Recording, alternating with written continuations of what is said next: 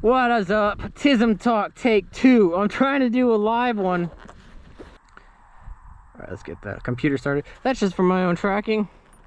Usually you'll see that in my videos right here on the 300, but there's just not any room that it fits well. I guess I could move this to here, but I don't want to mess with it. What's up? TISM Talk Take 2. Today I want to talk about just adaptability, really being out of my comfort zone here a little bit. I stepped out of my normal comfort zone in Mexico to come to a class, a clinic, whatever you want to call it, for Megan Griffith. And then I noticed that there was a race that was within a month, so I stayed, and I wanted to do my first official GNCC hair scramble here in Michigan. So D14 GNCC. There are some differences. Let's talk about it. I'm going to try and do this TISM Talk live. I got the audio. Hopefully this will sound better. But yeah, that's my biggest concern is the audio. So difference number one we'll get started on is dead engine starts. So obviously you warm your bike up and stuff. Don't do this cold. But GNCC in America, the rules here dictate that the engine has to be off before the race. So once the flag goes down, we start our engines, then we go. The problem is that this bike's kickstart, there's no e-start. This is an off switch. That's the only button there. That's it. So the kickstart. So yeah, warm the bike up, flag drops, gate drops, whatever they do, gotta start the engine and then get going. So that's the difference. I'm gonna pop her into second gear, just like I would on a normal start, and I'm gonna assume there's a flag guy or whatever, and then I wait for him and and once we'll get started on TISM Talk. All right, let's get started. One, and gate drop. Nope. Different. The dead engine start is an odd thing for me. The reason they do that, I guess, is to make it so people who have like launch control can't use it or won't be at an advantage because they can't start with the flag and launch control. I guess. I don't know. I've never used launch control. That's the rationale. So they're trying to like equalize the playing field amongst people who might have a newer bike with traction control and one without. The irony is that this bike's so low as a kickstart, which puts me at a disadvantage because of the dead engine start. So I would have been better off with a regular start, engine on, gate drop, go. In my opinion, I've practiced that. I know how to do it.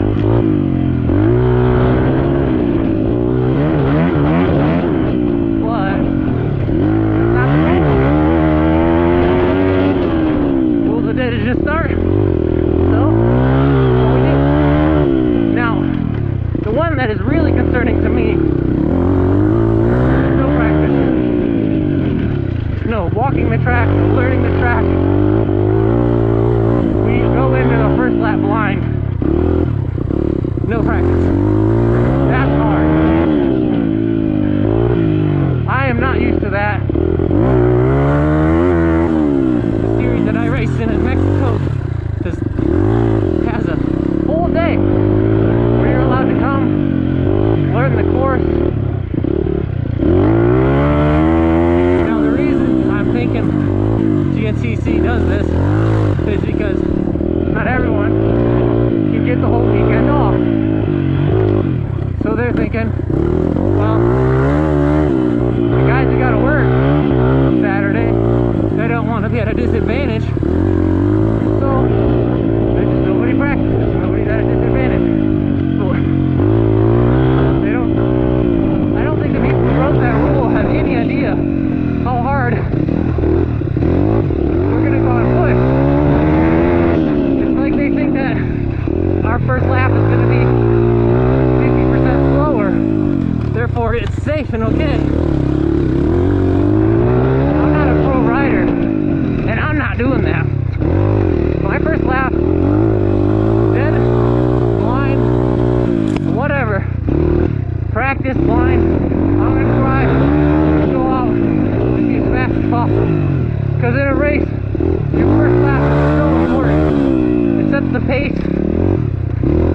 for you for the whole race. It sets you up for when people start to get tired. First few laps are so key. So I don't think that's a very safe rule. That's the one I disagree with the most. I think, yeah, okay, no practice day. I get that. At least let us walk the track so that we can see where the dangerous parts are. Because obviously racing is dangerous. Let us see. Let us get an idea of where that danger is. Blind starts are just barbaric. I don't know if that's the right word, but they're stupid. And it really just shows, in my opinion, that the people writing the rules for this race don't really understand. They think that we're going to go in quieter, calmer, with caution. Hell no. The top rider is not going to go into a race any of those qualities. Timid or no. I'm not a top rider and I'm going to go in as fast as I can. Because that first lap is key. Also, it's just a race, man. Who's coming into a race? They're not coming into practice fun day. I'm not going to be old. Let's get a good reconnaissance lap. No, we're gonna friggin' send it. So, GNCC, I don't know what you're thinking with that. The no practice, no walking the course. I think that's freaking insane. Another thing that is different about the race format is the length. And it doesn't bother me at all. This one doesn't bother me. The length is 2 hours. Now in Mexico, some of my races were an hour and a half. Some of my races were 2 hours. Some 4, some 6. Really varied depending on what class I signed up for and what race format I signed up for. That guy at a rally race that lasted 8 hours, so 2 hours is okay. Think about, oh my balls, God. The elephant in the room that just crushed my balls. This Honda. There's a much bigger, the seat is like a view compared to the KTM, which is just like a flat seat. I go to throw my hips forward and rail my balls. But okay, we're here to talk about the bike and the differences, blah blah. Obviously, I ride a 2-stroke 300. That's my thing. That's my jam. But here, right now, I'm on a 4-stroke. A 2003 Honda CRF 150F. So it's got old school forks and really small wheels, and it's a smaller bike in general. This bike is considered by many to be a beginner bike. I disagree. I think it is a great beginner bike. All it was to intermediary. I don't think you need to upgrade this bike for a long time into your career.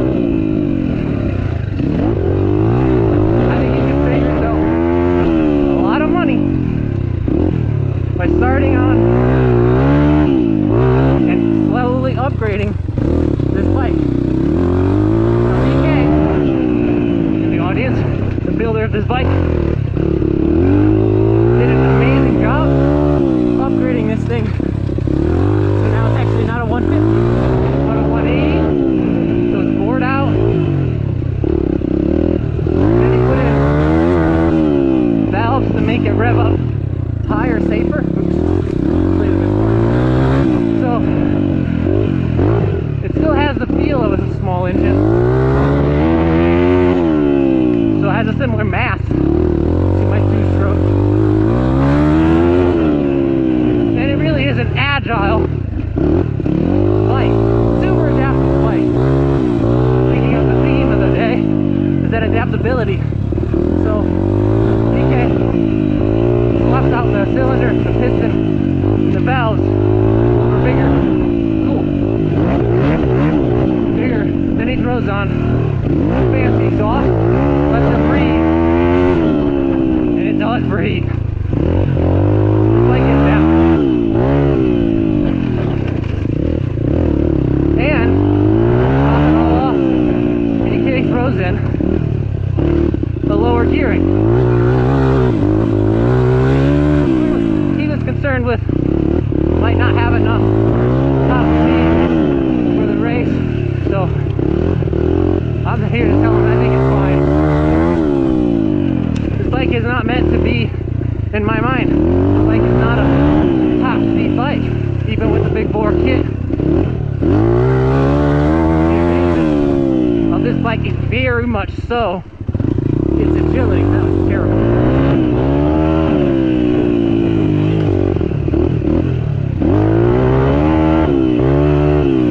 This bike feels, this is a 2003 Honda. It feels more like my 2019 KTM 300 than brand new KTM 500. That bike feels alien to me, even though the ergonomics are pretty much the same. So engine feel, little crash. Engine feel on this bike is oddly familiar to me.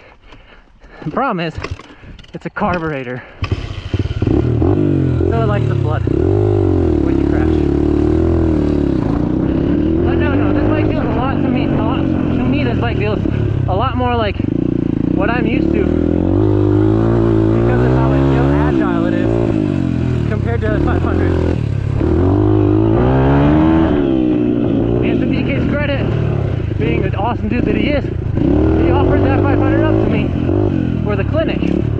Now obviously DK wants to race, so I'm pretty dang sure come race day that offer was gone. He'd say, nah bro, I offered it to you for the class, not for the race, and that's all good.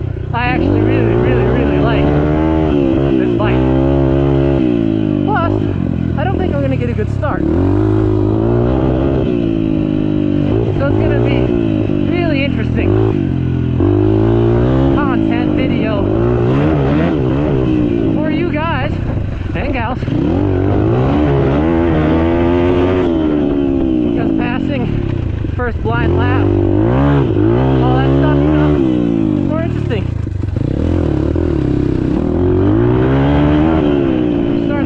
First and you finish in first, it means not a single person is in front of you. That's cool, but not all that interesting to watch.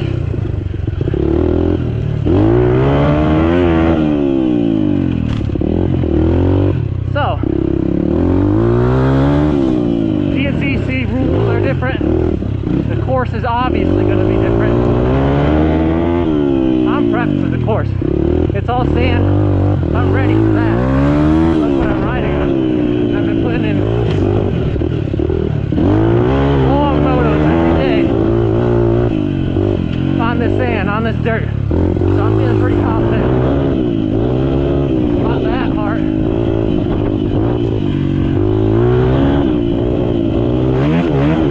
My adaptability to this comes from just putting in the time. If you're autistic or you know somebody's autistic, you know adaptability, changing, moving and grooving isn't really our strong suit.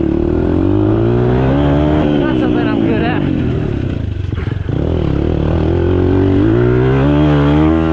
I'm just lucky enough to have a family here in Michigan that's willing to up with me for a month. And a wife who's willing to say, you know what, go. And yeah, it's cool if you want to stay for that extra month. Because I wanted to do a race in America. I wanted to do a race in Michigan.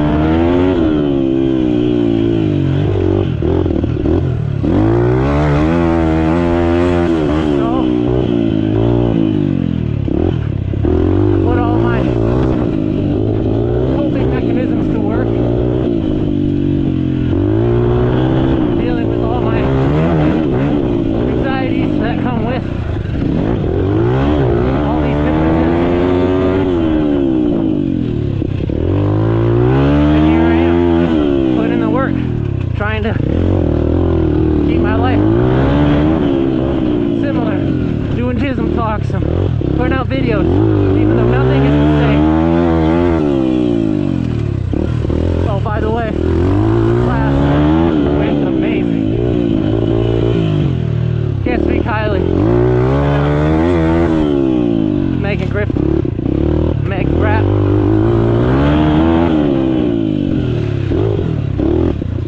Styles, hands-on, helpful, break everything down, easy to adjustable bits, practice those bits, implement. That's the way everyone learns. Good teacher.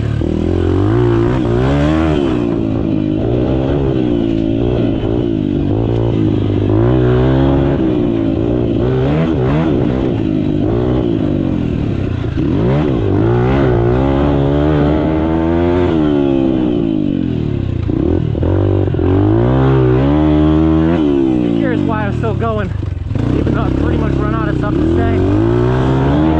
My best lap time is a minute 13. 5 days ago it was a minute 20. I really want to see a sub 110. I think I can do it if I can be on the throttle, brake late, maybe double. I didn't think this bike was capable of doubling that. I do now.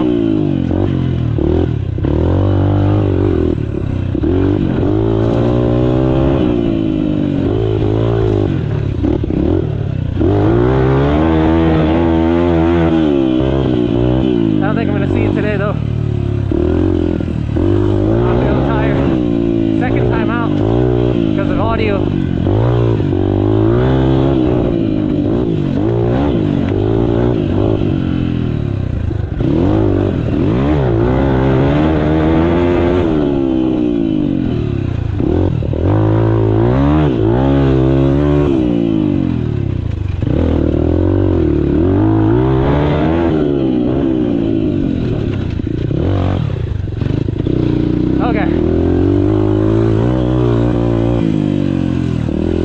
Started to make silly physical choices. Woo! That's a lot of riding. If you guys don't know, if you don't know because you're new to the sport, sand turn track was tough stuff. Anything over 15 minutes is considered a pretty good moto. I've been putting in more time than that.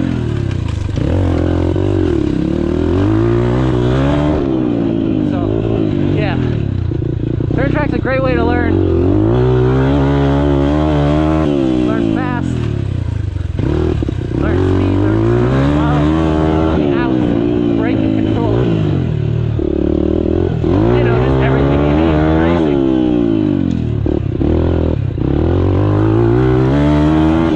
So that's why I spent so much time here, even though I've access to huge amounts of trails that I've never ridden.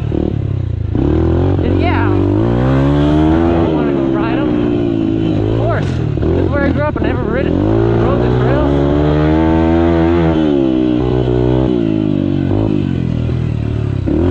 These are renowned trails people love riding northern Michigan. But out here,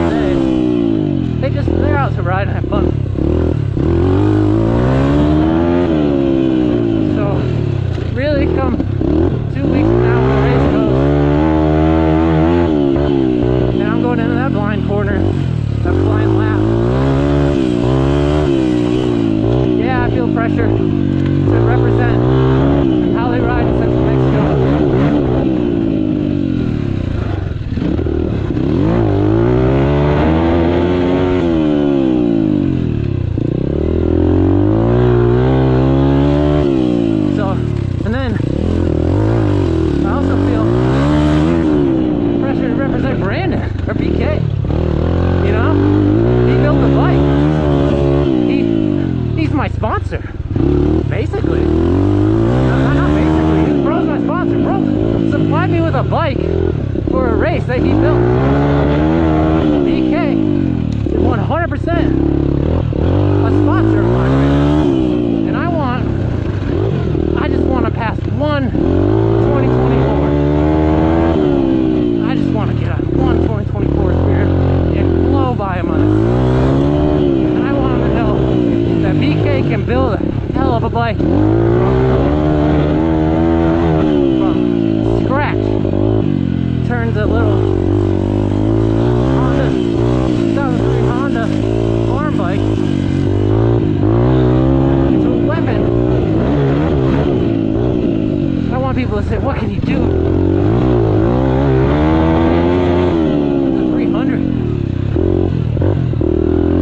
Because this 500 is already a beast.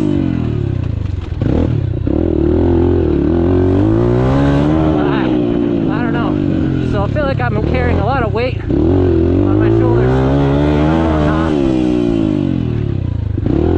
I know BK doesn't think of it as a sponsor. He doesn't hold anything to it.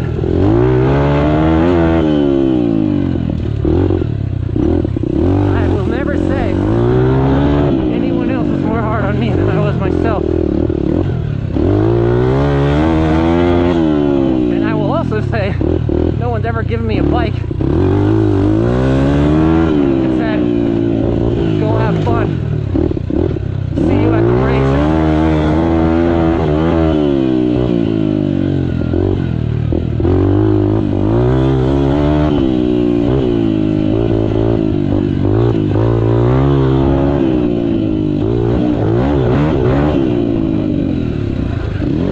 BK, obviously, what a fucking legend.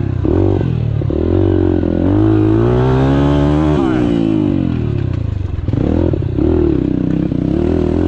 Woo! Finish it up strong. Did some good. Hopefully the audio came out. Because it really didn't last time.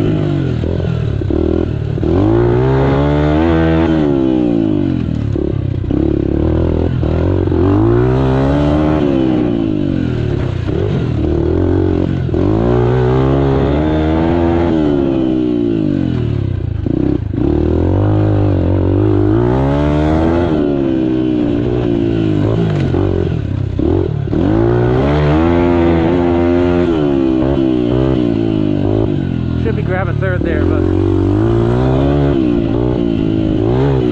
one thing I don't really love about this bike is where that shifter position is. Woo.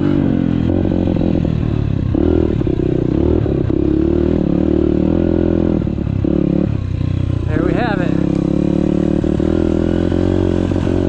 TISM Talk. Adaptability. First ever attempt. Well, okay. Second ever attempt at doing a live one. Live in person. Now, I'll edit it if there's any weird pauses or anything. Because I tend to be all over the place. But I'll, for the most part, leave it as is. And as always, thanks for watching. If you want to talk about anything autism related or motorsports, leave a comment below.